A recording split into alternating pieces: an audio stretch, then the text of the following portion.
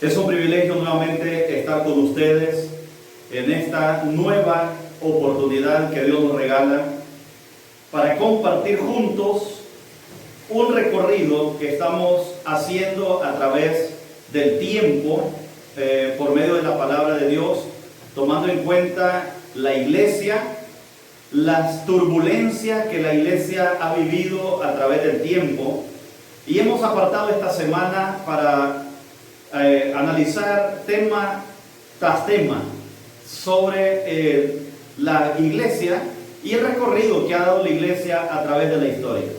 Hemos dicho que la iglesia nunca transitó en mares serenos. La iglesia siempre transitó en complejidades, en desafíos, en luchas, en tormentas, pero lo bueno es que la iglesia permanece.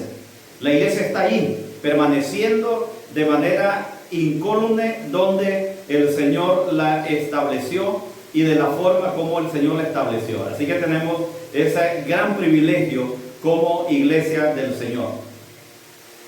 Esta noche quiero que analicemos una lección más de la iglesia y hemos titulado el tema de esta noche, el tema de hoy, la iglesia en tiempos de crisis por la fe.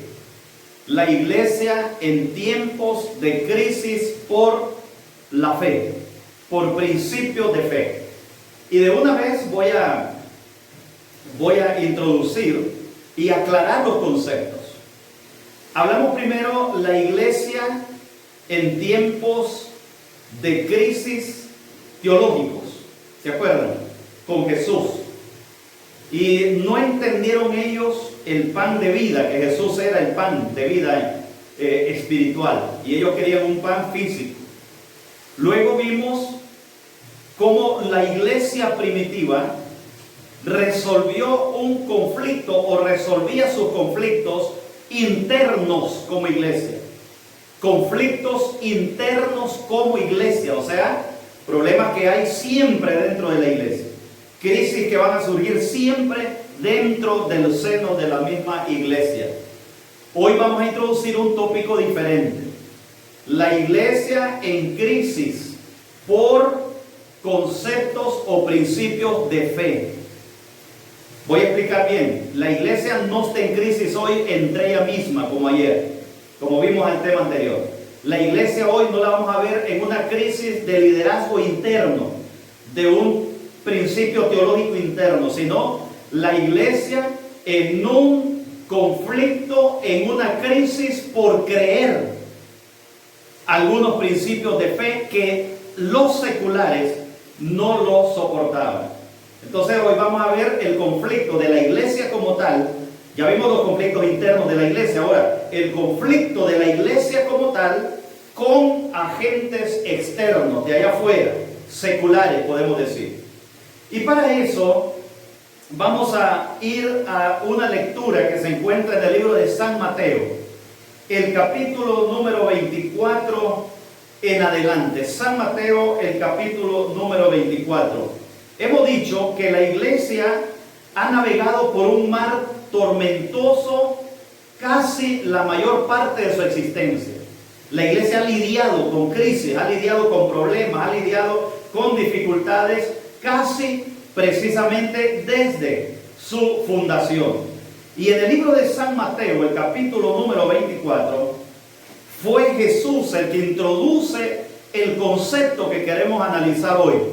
Jesús introduce el concepto de las crisis de la iglesia externas de la siguiente manera.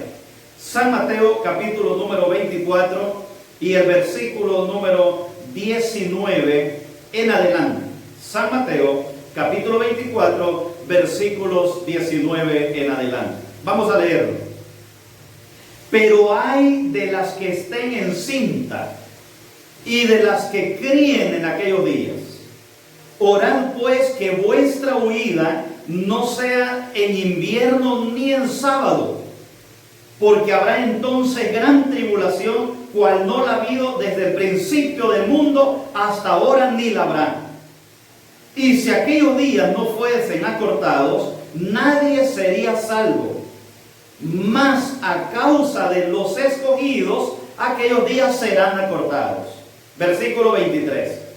Entonces, si alguno os dice, mirad, ahí está el Cristo, o mirad, ahí está, no lo creáis, porque se levantarán falsos cristos y falsos profetas, y harán grandes señales y prodigios, de tal manera que engañarán, si fuere posible, aún a los escogidos. ¿Qué está haciendo Jesús aquí? Jesús está poniendo una advertencia a la iglesia en tiempos finales. Lo que va a suceder con la iglesia en tiempos finales. Ahora, ¿cómo podemos entender el versículo que estamos analizando a la luz de un evento del fin del mundo y no la destrucción de Jerusalén? Recuerden que Jesús está hablando de la destrucción de Jerusalén. El contexto de Jesús es en la destrucción de Jerusalén y del templo. Ahora, cuando Jesús habla a los discípulos esta verdad, Jesús está explicándoles a ellos, respondiéndoles a ellos la pregunta que ellos hicieron. Y a la luz de la pregunta que ellos hicieron, vamos a tomar el contexto que lo que Jesús está diciendo se refiere al mundo, al final de la historia del mundo, hasta allá, hasta el final. Porque algunos pueden cometer el riesgo de interpretar las palabras de Jesús y aplicarlas solamente a la destrucción de Jerusalén y a la caída del templo y quedarse ahí. Pero eso es peligroso, porque no interpretaríamos la Biblia a la luz de la profecía o lo que la Biblia está diciendo. Ahora, entonces, nuestra tarea es desglosar las dos dimensiones o las dos destrucciones que Jesús está hablando, los dos conflictos que Jesús está hablando, en una sola respuesta a una sola pregunta que los discípulos le hicieron. Entonces Jesús en un momento mezcla la destrucción de Jerusalén con los eventos finales de la iglesia. ¿Cómo separa los dos? Bueno, el versículo número 3 del libro de Mateo 24 y el versículo 3, la pregunta que le hacen los discípulos a Jesús viene en dos grandes dimensiones. Porque el tema que Jesús está tocando está en dos grandes dimensiones. Jesús viene hablando de la destrucción del templo de Jerusalén y está hablando de la destrucción de Jerusalén por sí misma. Cuando los discípulos le hacen la pregunta a Jesús, la pregunta va así. San Mateo capítulo 24 y el versículo número 3. Estando él sentado en el monte de los olivos, los discípulos se le acercaron aparte diciendo, dinos, ¿cuándo serán estas cosas? ¿Cuáles cosas? La destrucción de Jerusalén, la caída del templo. Cuando Jesús le dijo, no quedará piedra sobre piedra que no sea destruida. Entonces los discípulos se le acercan a Jesús y le dicen, Señor, esas cosas, ¿cuándo serán? Esos eventos, esas cosas de la destrucción del templo, de la destrucción de que no va a quedar piedra sobre piedra, ¿cuándo serán esas cosas? Esa es la primera dimensión de la pregunta de los discípulos.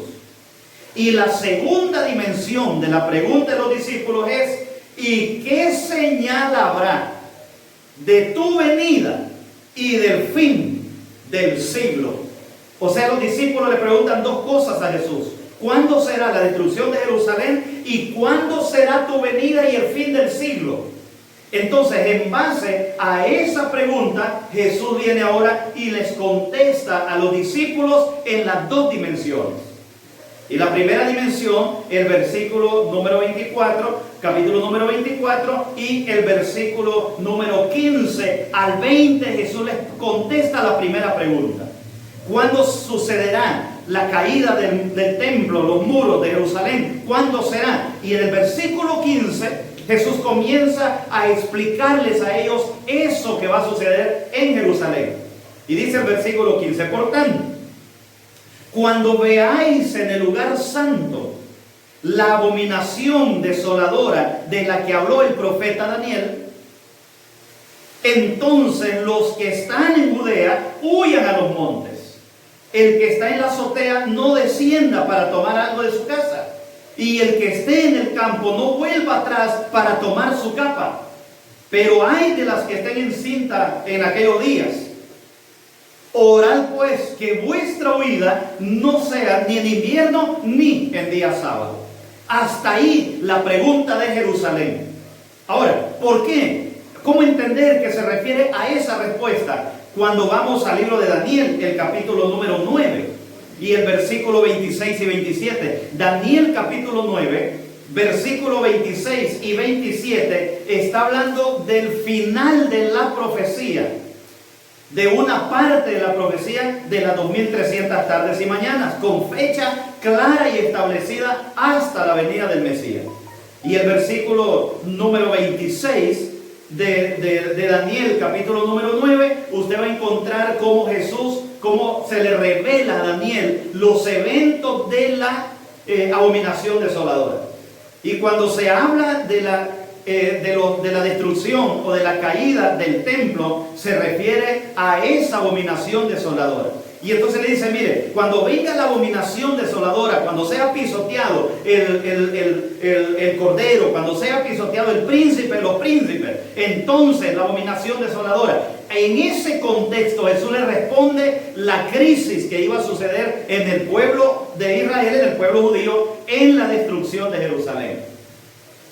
Pero la respuesta de Jesús va más allá a la pregunta que ellos hicieron. Jesús se salta más allá, porque las preguntas son dos. ¿Cuándo será la destrucción de Jerusalén? Y entonces él dice, bueno, cuando ustedes miren que comienza a suceder la abominación desoladora, que se está dando muerte al cordero, que se está dando muerte al príncipe de los príncipes, entonces ustedes dicen, sepan que la destrucción de Jerusalén se acerca. Pero ahora Jesús viene y amplía la respuesta, porque la pregunta era más amplia que eso.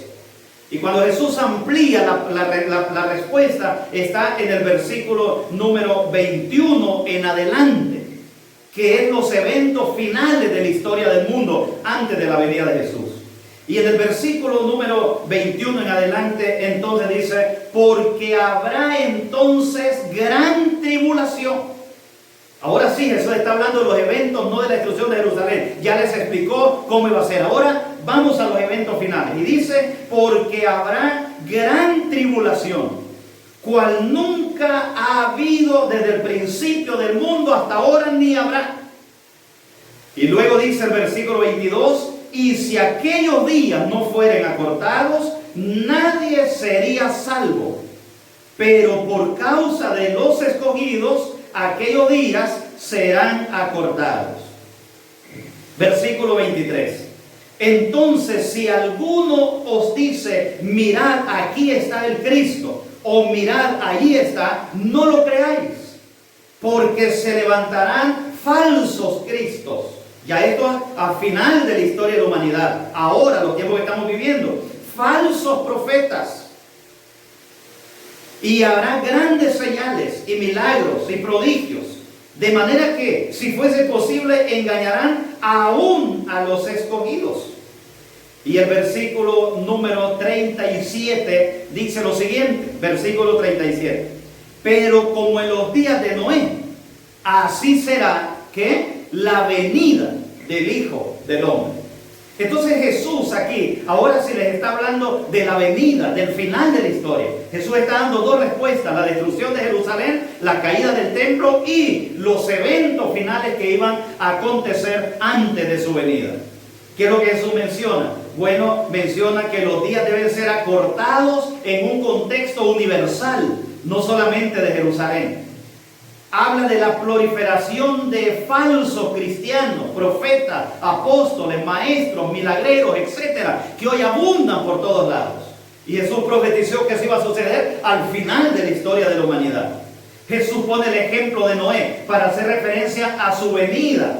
Por lo tanto, estos versículos hacen referencia sin lugar a dudas al tiempo del fin, cuando culmine la historia de la humanidad y Cristo venga a la tierra por segunda vez. Ahora, o sea que Jesús está diciendo que la caída de Jerusalén, óigame bien, Jesús le está diciendo a ellos que desde la caída de Jerusalén, de los muros de Jerusalén, hasta hasta la venida del Mesías, la iglesia experimentaría grandes persecuciones por razón de su fe. Es lo que Jesús le está diciendo al final, que antes de la venida de Cristo, desde la destrucción de Jerusalén hasta la venida de Cristo, la iglesia iba a enfrentar grandes desafíos por motivos de la fe de la iglesia. Y ahí es donde encuentra entonces el contexto del libro de Mateo capítulo 24 y el versículo 21. Vamos otra vez al versículo 21 ahora. Y dice, porque habrá gran tribulación. ¿A quién? En la iglesia. Lógicamente a la iglesia. Porque ¿quién provoca la tribulación a la iglesia? El mundo. ¿Quién le provoca la tribulación a la iglesia? La sociedad es la que le provoca tribulación a la iglesia. Entonces el versículo dice, porque habrá gran tribulación, cual nunca la ha habido desde el principio hasta el fin del mundo, ni la habrá después. Cuando nosotros vemos ese contexto que Jesús está mencionando con Daniel capítulo número 7, volvamos a Daniel rapidito, nos encontramos que Jesús está hilando lo que dijo Daniel, lo que se le reveló a Daniel en el libro de Daniel, el capítulo número 7 y el versículo número 21 en adelante. Daniel capítulo 7, versículo 21 en adelante. Dice la palabra de Dios así: y veía yo que este cuerno hacía guerra contra los santos y los vencía. ¿Cuándo está viendo Daniel? Está viendo esa visión al final de la historia de la humanidad. Y Cristo está tomando esa parte de Daniel y la está advirtiendo, la está estirando más y le dice, mire, al final de la historia, la iglesia, dice, va a tener una persecución cual nunca la tuvo antes, ni ha habido. Y el versículo 21 de Daniel empieza a explicar que el mundo, la sociedad, los gobiernos políticos, religiosos, iban a dar una persecución implacable a la iglesia. Luego dice el versículo número 22, hasta que vino el anciano de días y se hizo justicia a los santos del Altísimo, y llegó el tiempo, las sanciones recibieron el reino, y dijo así, y empieza a mencionar los gobiernos políticos, religiosos que iban a hacerle persecución a la iglesia por asuntos de fe. Cuando logramos entender eso, Apocalipsis va a mencionar, a seguir la historia de Daniel y a decir que la iglesia iba a pasar un periodo de 1260 años perseguida. Entonces la iglesia no siempre ha tenido crisis por asuntos internos, eso es lo de menos. Que haya diferencia entre nosotros, eso es lo de menos. ¿Cómo se resuelve la diferencia entre nosotros? Ya lo vimos en Hechos 15, entre nosotros, en Congreso, así resolvemos los problemas. Pero cuando la iglesia enfrenta una crisis externa, una crisis de afuera, una crisis que viene de la sociedad, que viene de lo político, de lo religioso, de lo secular, a atacar la iglesia, entonces la iglesia enfrenta otra crisis. Ahora, ¿cómo surge ese dilema, ese cumplimiento de lo que Jesús dijo en la iglesia naciente, en la iglesia primitiva? La nación judía, no satisfecha con la muerte de Jesús, comenzaron una persecución en contra de los apóstoles, en contra de los discípulos. Y luego el evangelio comenzó a expandirse a los gentiles, y los gentiles empezaron a entrar a la iglesia en una gran cantidad de personas, 4,000, 5,000 personas bautizadas, convertidas. Entonces, la nación judía, los que habían dado muerte a Jesús, el mismo Sanedrín que se había reunido para darle muerte a Jesús, ese mismo Sanedrín se vuelve a reunir ahora para ver la iglesia que están haciendo. Porque el crecimiento de la iglesia estorbaba al Sanedrín. El crecimiento de la iglesia despertó celos entre los judíos, porque se dieron cuenta que en asuntos religiosos ellos estaban perdiendo el control. Se dieron cuenta que ya nadie los admiraba, que ya nadie los buscaba, que ya no los tenían como la meca de los asuntos religiosos, sino que ahora estaban surgiendo una iglesia llena de gentiles, y ellos eran los que estaban llevando el protagonismo. Entonces el judaísmo se vuelve a unir con lo político, con lo secular, para tramar una persecución en contra de la iglesia. Otra vez, recuerden que cuando Cristo fue crucificado, los judíos los emperadores se unieron para poder darle muerte a Jesús. Ahora resulta que ellos le hicieron lo mismo. Entonces ahora, en la segunda etapa del cristianismo, entonces lo que surge ahora es que el judaísmo religioso se une con lo político, y al unirse con lo político, entonces empieza nuevamente la crisis para la iglesia. Esa crisis de la iglesia lo vamos a encontrar nuevamente en la palabra de Dios. Y para eso vamos a ir al libro de los Hechos. Y en el libro de los Hechos vamos a encontrar el conflicto extraordinario que hay ahí en el mundo cristiano. Pero primero vamos al libro de San Juan nuevamente, a analizar las palabras de Jesús otra vez. ¿Qué mencionó Jesús? ¿Cómo lo mencionó? Bueno, vamos a nuestra Biblia, al libro de San Juan, el capítulo número 15 del libro de San Juan. Vamos a San Juan capítulo 15. En San Juan, el capítulo 15, ya Jesús había advertido a los discípulos que la iglesia iba a enfrentar crisis más adelante, que la iglesia iba a entrar en una turbulencia toda su vida y que así va a vivir.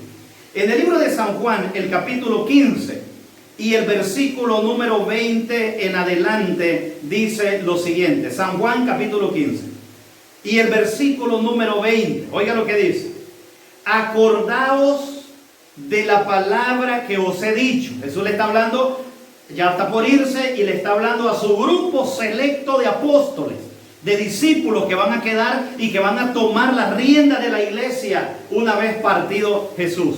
Y entonces Jesús viene y le dice: ahora acordaos de las palabras que les mencioné antes.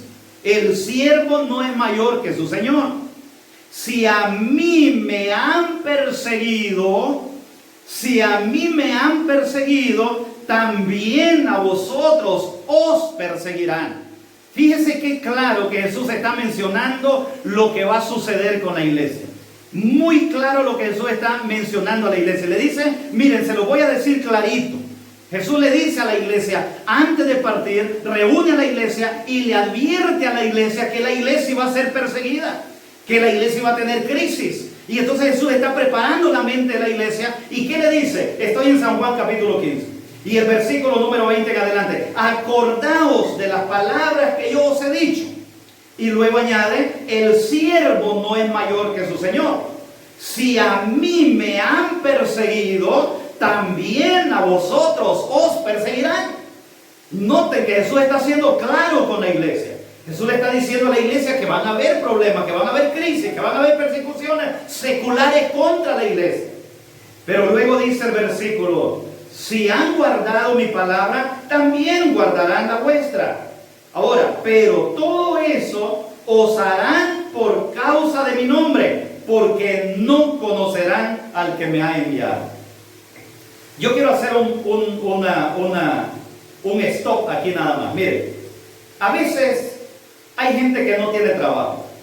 Y entonces, como no tienen trabajo, dice: mire, estoy pasando una gran prueba, es que la Biblia dice que yo voy a pasar pruebas. No, Jesús no se refiere a ese tipo de dificultades.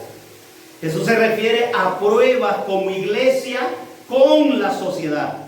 Que el hecho que a uno le falte, que uno tenga escasez y uno dice: mire, tengo una gran prueba, no tengo para comprar un carro. Eso no es una prueba de fe. Eso es un asunto personal suyo con Dios.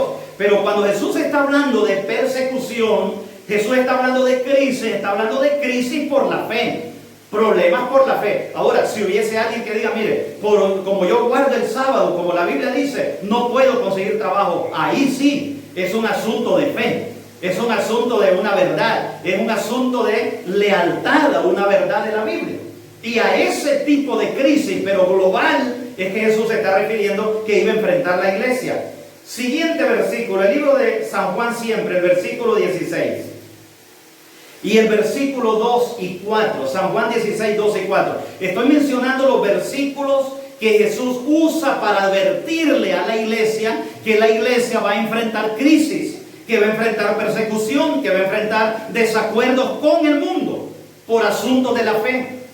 Luego el capítulo 16, versículo número 2 y 3. del libro de San Juan dice lo siguiente: os expulsarán de las sinagogas. Y eso va a acontecer ahorita, está reciente. Cuando Jesús está mencionando eso, está a punto de acontecer, que lo vamos a ver más adelante. No ahora, no en el 2020, sino cuando Jesús lo dijo, estaba a punto de acontecer. Y dice el versículo 2: os expulsarán de las sinagogas. Y aún viene la hora cuando cualquiera que os mate pensará que rinde servicio a Dios. Luego dice, sigue diciendo el verso número 3: y harán esto porque no conocen al Padre ni a mí. Oiga, hermanos, Jesús está profetizando, Jesús está aclarándole a la iglesia, a los suyos, a los seguidores, que van a tener crisis, que va a haber persecución, que va a haber conflicto. Es más, dice algunos, como Pablo, Saulo de Tarso, persiguiendo a la iglesia y matando, creía que andaba glorificando el nombre de Dios. Y eso es lo que Jesús dice. Dice, algunos en nombre de la fe, dice, van a matar y van a creer que andan glorificando a Dios. Jesús advirtió, entonces pone la plataforma para decirle a los seguidores que habrán tribulaciones. Y bajo ese contexto de esas tribulaciones es que la iglesia comienza ahora su caminar a través de la siguiente crisis. La primera crisis interna, por una doctrina, por una creencia entre hermanos. Se resolvió, Hechos 15, con un congreso. La siguiente crisis que enfrenta ahora la iglesia no es entre los hermanos, sino que ahora es con el Estado, con la ley civil y con la ley política religiosa. El libro de Hechos, capítulo número 4. Hechos, capítulo número 4. Aquí se está cumpliendo ya lo que Jesús dijo. Claramente está cumpliéndose cómo la iglesia entra a una crisis por asuntos religiosos, por una doctrina, por una sola doctrina. Empezó la crisis. Dice la Biblia en el capítulo 4 del libro de Hechos. Y el versículo número 1 en adelante, versículo 1 al 3, dice la palabra de Dios así: mientras ellos hablaban al pueblo, vinieron sobre ellos los sacerdotes con el jefe de la guardia del templo, los saduceos, resentidos de que enseñaran al pueblo y anunciaran en Jesús la resurrección de los muertos. Vamos poniendo atención. El problema aquí es la doctrina, la creencia, la enseñanza de la iglesia sobre la resurrección de los muertos. Entonces los saduceos, un grupo de judíos, el principal del templo y alguna gente, ya van a ver más adelante quiénes, no les parecía la predicación de los apóstoles y ellos dijeron: miren, no hay resurrección de los muertos. Si ustedes andan predicando esa verdad, entonces nosotros vamos a tener problemas. Así que vamos y reunámonos con ellos.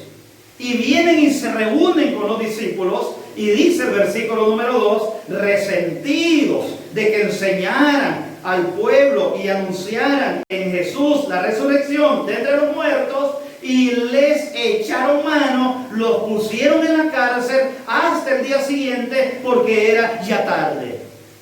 Se está cumpliendo al pie de la letra lo que Jesús le dijo: van a tener persecuciones por causa de mí, van a tener persecuciones por causa de la verdad, pero cuando tengan persecuciones por causa de la verdad, los van a expulsar del templo, dice, si fuere posible. Ahora, ¿qué razones hubieron aquí para comenzar una persecución?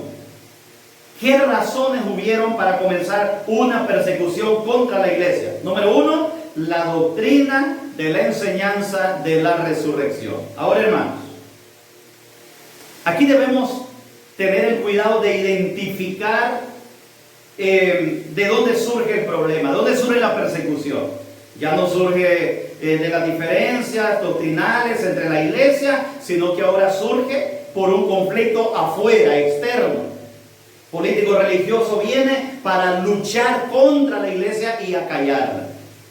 Pero luego dice el versículo 5 al 7 lo siguiente. Estamos en Hechos capítulo 4, versículos 5 al 7.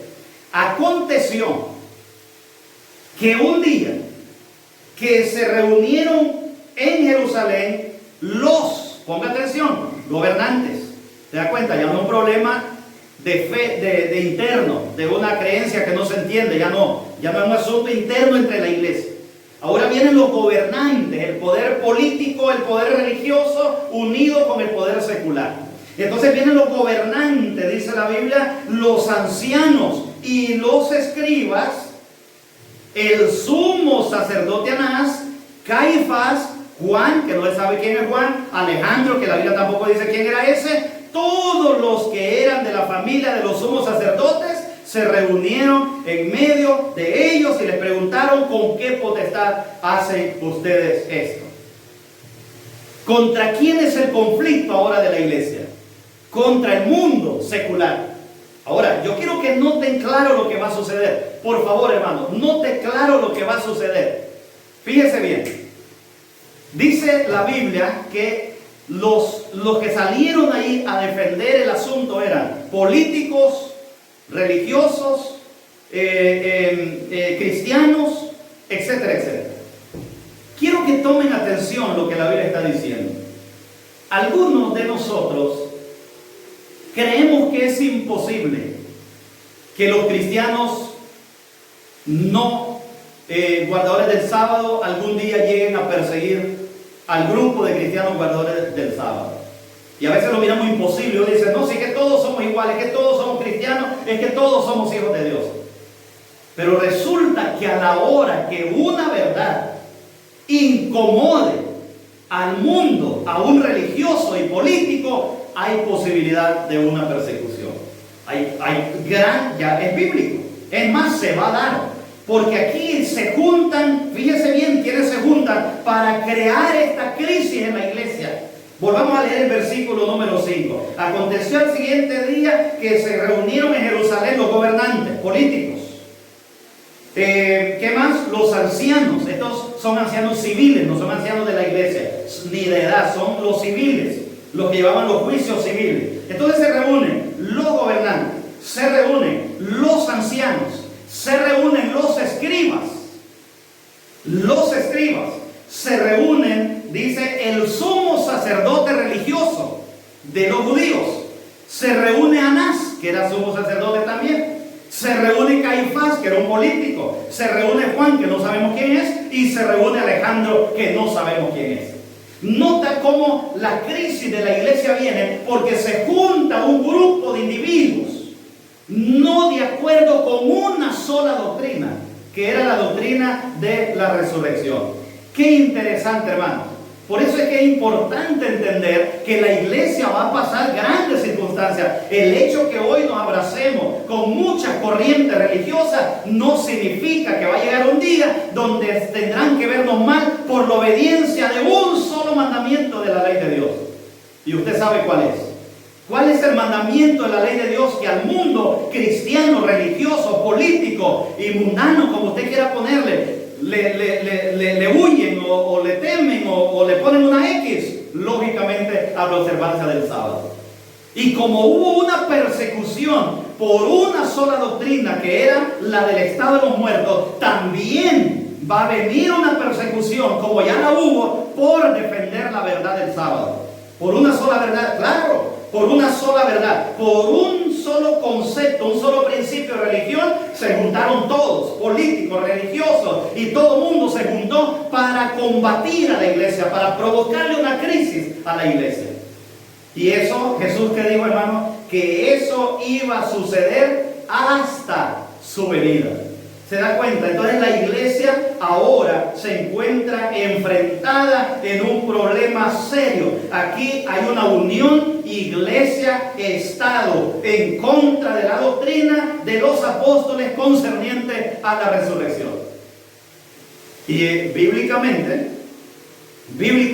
el poder político, religioso, el poder que domina el mundo en asuntos de religión, bien puede hacer un pacto con los políticos para perseguir a la iglesia por la posición del sábado. Porque lo que nos diferencia es la posición del sábado como mandamiento. Y a la gente le estorba el sábado. A los cristianos dominicales, hijos de la iglesia católica, les estorba el sábado. Ya no digamos a la iglesia católica, le estorba el sábado porque ellos lo cambiaron de sábado a domingo. Entonces hay una crisis, va a haber una crisis y la iglesia debe estar consciente que va a enfrentar una crisis semejante. Ahí está escrito, hasta la venida de Cristo. Ahora, ¿qué hace la iglesia ante esa crisis? ¿Qué hace la iglesia? ¿Cómo reacciona la iglesia ante esa crisis en la cual está? Hechos capítulo 4. Volvamos a Hechos. Porque ahora sí no es pleito entre nosotros, ahora es un pleito serio, legal, político, civil, cárcel, muerte, persecución, etcétera, etcétera. Y la iglesia entra a esa crisis. Y dice la Biblia lo siguiente, pero lo que me interesa hoy, tal vez mañana seguimos leyendo de la crisis, pero me interesa hoy la reacción de la iglesia.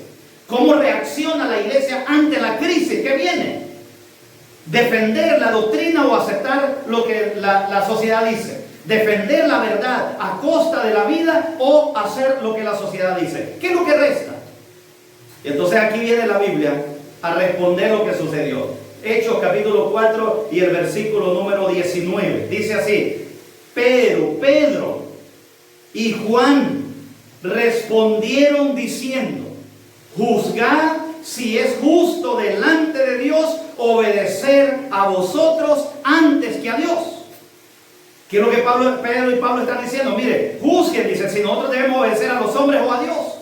Juzguen si debemos irnos con el montón o debemos dar la vida por los pocos, por algo que es bíblico. Y entonces dice el versículo número 20, porque no podemos dejar de decir lo que hemos visto y lo que hemos oído. ¿Cuál es la posición de la iglesia? Negociar con el mundo, nunca la doctrina. Negociar con el mundo, nunca. Y entonces el resultado de esa posición de ellos, usted conoce la historia y usted sabe dónde terminó Pablo, Silas, Pedro, después de enfrentarse a esa unión política religiosa. ¿Dónde terminaron? Primero en la cárcel. Y fueron a parar a la cárcel. ¿Por qué? Por haber sostenido una verdad. Así que, hermanos queridos, en una crisis semejante es menester obedecer a Dios antes que a los hombres. ¿Creen ustedes? Ahí está escrito. Y la iglesia tiene que llegar a un momento donde como miembros de iglesia tendremos que dar razón. Ahora no. Ahora es sencillo. Ahora nadie le dice no vaya a la iglesia el sábado. Usted puede ir a la iglesia el sábado sin ningún problema. Bueno, antes y después de la pandemia. Pero no estamos en crisis con la sociedad, todos estamos encerrados ahora. Así que esto no se puede decir hoy, que no ir a un culto el sábado es que ya estamos violando la ley, que estamos igual al Estado. No, hoy todos estamos, hoy no hay un problema en una doctrina de la iglesia. Todos estamos en este problema y todos estamos igual. Aquí no hay pleito con nadie, sino con el COVID-19. Pero el COVID-19 no está tocando una doctrina, no está tocando un principio de la Biblia, sino que es un asunto de salud pública. Ahora la pregunta es, hermano, ellos dijeron, miren, no podemos obedecer a los hombres. Número 2, dijeron, no podemos dejar de predicar acerca del estado de la resurrección. ¿Cómo le va a pasar a usted y me va a pasar a mí si estamos vivos al final de la historia de la humanidad? No podemos dejar de predicar el sábado porque el mundo no cree en el sábado sino en el domingo. No puede dejar de predicar acerca de la verdad del sábado porque todo el mundo dice domingo, porque escrito está, palabra de Dios, el sábado es el día del Señor. Entonces la iglesia va a tener una crisis en cuanto a su posición doctrinal, defendiendo una posición doctrinal. Y a ellos les tocó por el estado de los muertos. Ahora, hermano, la iglesia en estos momentos en los cuales estamos no tiene crisis. Nosotros no estamos en crisis. Y este tipo de crisis que enfrentó la iglesia no es un problema de la iglesia, sino un problema político-religioso. Ahora, hermanos queridos, en conclusión, ¿cómo debemos entender la base de las predicciones de Jesús en el libro de Mateo 24, 21 y 24, que es lo que leímos? Hermanos queridos, la iglesia, su iglesia, mi iglesia, adventista del séptimo día, guardadora de los mandamientos de Dios, tarde o temprano tendrá que enfrentar una persecución por causa del sábado, el cuarto mandamiento de la ley de Dios. ¿Usted está claro de eso? ¿Sí? ¿Está claro de eso? Usted como adventista del séptimo día debe estar claro que la iglesia tarde o temprano va a enfrentar una persecución por causa del sábado como día del Señor. Por causa de guardar el mandamiento como manda la palabra de Dios. Y peor cuando leemos Marcos. Miren lo que dice Marcos, el capítulo número 13. San Marcos, el capítulo número 13, nos deja más claros. Nos deja más claros en cuanto a lo que le espera a la iglesia. Marcos capítulo número 13 y el versículo número 9. Marcos capítulo 13, versículo 9. Y este no es un conflicto entre nosotros. Porque a veces es un conflicto entre nosotros y la gente dice, mire, ya viene Cristo, ya la iglesia está peleando entre ellos. No, entre nosotros lo resolvemos en los congresos, eso lo vimos ayer. Y no hay muertos, y no hay heridos, y no hay encarcelados, no. Lo resolvemos entre nosotros. Pero este sí es un problema, porque es un problema civil, político, religioso. El libro de Marcos, el capítulo 13, y el versículo número 9 dice, pero cuidad de vosotros mismos, porque os entregarán a los concilios, y en las sinagogas os azotarán, y delante de los gobernadores y de los reyes os llevarán por causa de mí para testimonio a ellos. Tremendo, hermanos. Tremendo lo que Jesús está diciendo. Pero mirad por vosotros mismos, porque se los van a llevar, dice, a la sinagoga. Y uno dice, bueno, sinagogas no hay. Bueno, perfecto. Los van a azotar. Azotes sí se pueden conseguir. Pero luego dice Jesús, delante de gobernadores, y eso sí hay. Y delante de reyes, que ahora llaman presidentes y reyes, eso también hay. Los llevarán por causa de mí. Queridos hermanos, ante esta realidad que está delante de nosotros, porque eso está en el camino, la pregunta es, ¿cuán preparado te sientes si eso fuera hoy? ¿Cuán preparado está usted? ¿O cuán preparado estoy yo si esa crisis política, religiosa fuera hoy? Mire, hermanos, a muchos hermanos los está desanimando el no ir a la iglesia. A muchos hermanos los está desanimando el COVID-19. Les está desanimando el encierro, el confinamiento los está desanimando. ¿Qué tal si tuviésemos hoy que dar razón de nuestra fe bajo pena de muerte o bajo nuestra libertad? ¿Estaremos nosotros preparados, hermanos, o nos falta pedirle al Señor que nos dé esa sabiduría? Pedirle al Señor que nos dé esa convicción. Y lo más grave de las cosas es que vamos hacia ella, que nos vamos a encontrar como iglesia con esos conflictos, tarde o temprano, porque escrito está. Y Jesús le dice, miren, tengan cuidado, dice ustedes, porque los van a llevar ante gobernadores.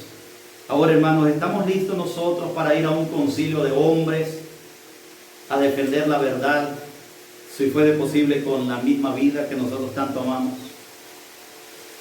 Yo creo, hermanos queridos, que Dios nos ha dado bastante tiempo y nos sigue dando bastante tiempo para que nosotros podamos enamorarnos de Jesús, podamos enamorarnos más de Jesús, podamos caminar enamorados de Jesús cada día. Que nuestro amor a Jesús sea tan grande que si hay que enfrentar y defender la verdad, lo podamos hacer con valor. Cada día enfrentamos desafíos donde tenemos que dar razón de la verdad con nuestro testimonio, con nuestros vecinos, con nuestra gente cercana. Pero no está a riesgo nuestra vida. No, en estos países no. Hay otros países del mundo donde sí hay persecución religiosa, pero entre nosotros no. ¿Cuán preparados estamos, hermanos, para una crisis? Si a veces una mala mirada lo saca de la iglesia, a veces una mala cara lo saca, a veces porque no lo saludaron, a veces porque no se rieron con alguien, se desanima. Es que no me visitan. Si eso te desanima hoy, ¿será que eres capaz de dar razón de la fe cuando la sociedad sí lo demanda? Yo quiero orar contigo esta hora, hermanos, porque es menester tomar en serio nuestra vocación de hijos. Hemos aceptado una verdad que al mundo incomoda. Hemos aceptado una verdad que al mundo le va a incomodar, la verdad del sábado. Y esa verdad del sábado, ese sábado que tanto nos gusta, al final va a ser el punto de prueba de nuestra fe. ¿Cuán preparado estás? ¿Cuán preparado estoy yo? ¿Cuán preparados estamos para una crisis de esa magnitud? Para defender y dar razón de la verdad. ¿Cómo enfrentó la iglesia ese desafío, esa crisis? Lo continuaremos viendo en el siguiente tema. ¿Cómo enfrentó la iglesia semejante crisis? Hoy, querido hermano, ¿quieres orar conmigo? Yo quiero orar contigo. Por favor, ora conmigo. Oremos. Padre nuestro que estás en los cielos. Tu palabra es clara en cuanto a los eventos finales que enfrentará la iglesia. Es por ello, Señor, que quiero ser diligente en el estudio de tu palabra ahora. Ser diligente en mi entrega plena a ti. Ayúdame a creer que tú eres el Dios de la verdad. Eres el Dios de lo imposible, el Dios de toda consolación. Ayúdame a prepararme hoy en día de paz, para que cuando venga la crisis, si estoy con vida y me toca la razón de la fe, que pueda estar preparado en comunión contigo, en el nombre poderoso de Cristo Jesús. Amén. Amén. Queridos hermanos, cada día que pasa es la oportunidad de Dios para mi vida. Por lo tanto, que esta semana sea una semana de meditación, una semana de estudio, una semana de éxito, una semana de reflexión. Que Dios pueda bendecirte grandemente.